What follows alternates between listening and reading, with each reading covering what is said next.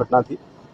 घटना के इमीडिएट बाद आदरणीय डीजीपी साहब के द्वारा भी इस घटना पर चिंता व्यक्त की गई थी और ये निर्देश दिए गए थे कि इसमें पूरी ताकत लगा के इस घटना को जल्दी वर्कआउट किया जाए। घटना की सूचना मिलते ही आईजी साहब, हमारे जो ग्वालियर जोन के आईजी साहब हैं, डीआईजी साहब के द्वारा निरीक्षण किया गया, क्योंकि घटना बहुत ही संवेदनशील थी और बड़े केस के साथ एक शराब व्यवसायी के साथ लूट की घटना हुई थी, जिसमें 30 लाख के आसपास का अमाउंट को लूटा गया था। घटना को बहुत ही चुनौतीपूर्ण ढंग से ग्वालियर पुलिस ने लिया और घटना को वर्कआउट करने के लिए हमने अपने चुनिंदा अफसरों की टीम बनाई। इस पूरी टीम में लगभग 80 अधिकारी कर्मचारी शामिल थे और एक विशेष ऑपरेशन आईजी साहब के मार्गदर्शन में, हमारे जो एडिशनल एसपी लालचंदानी जी हैं, इनके सुपरविजन में एक विशेष ऑपरेशन संचालित किया गया। ऑपरेशन का नाम हमने दिया था स्विफ्ट 48।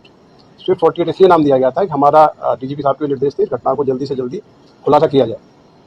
इमीडिएटली स्पॉट पे पहुंचने के बाद ये लगा था कि कैश के परिवहन में कहीं ना कहीं चूक है और जो सिक्योरिटी नॉर्म से उसका पालन नहीं हुआ है। सॉफ्ट टारगेट था, इसलिए टारगेट बनाया गया। सारी टीमें, जिसमें कि मुख्य टीमों का गठन किया गया, उसमें CSP Gwalior Krishnapal Singh, CSP Maharajpura Nagesh Sikarwar, SDOP Behat Manish Yadav, हमारी क्राइम ब्रांच की टीम, साइबर की टीम, थाना प्रभारी बेहट, थाना प्रभारी उटीला, इसमें कई सारी टीमें हमने कॉन्स्टिट्यूट की और अलग अलग टीमों को अलग अलग जिम्मेदारी दी गई। सीसीटीवी कैमरे देखने वाली हमारी टीम बहुत मजबूत थी और घटना के मुझे लगता है कि 15-20 मिनट के अंदर ही महत्वपूर्ण फुटेज हमको प्राप्त हो गए थे, जिसमें कि आरोपियों के चेहरे कुछ सीमा तक आइडेंटिफाई करने की स्थिति में थे। घटना होने के तत्काल बाद पूरे जिले में नाकाबंदी की गई थी, जिससे बदमाश बाहर ना जा पाए। नाकाबंदी के दौरान पता लगा कि जो मोटरसाइकिल घटना में यूज हुई है वो जलालपुर के पेट्रोल पंप पे खड़ी की गई है।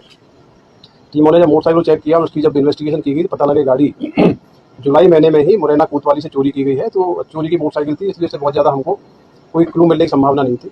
लेकिन वहाँ के जब टीम ने आगे जाके सीसीटीवी कैमरे चेक किए तो पाया कि जो लूट की घटना में शामिल तीनों बदमाश थे वो मोटरसाइकिल को खड़ा करके मुरैना की तरफ जाने वाली बस से रवाना हुए हैं।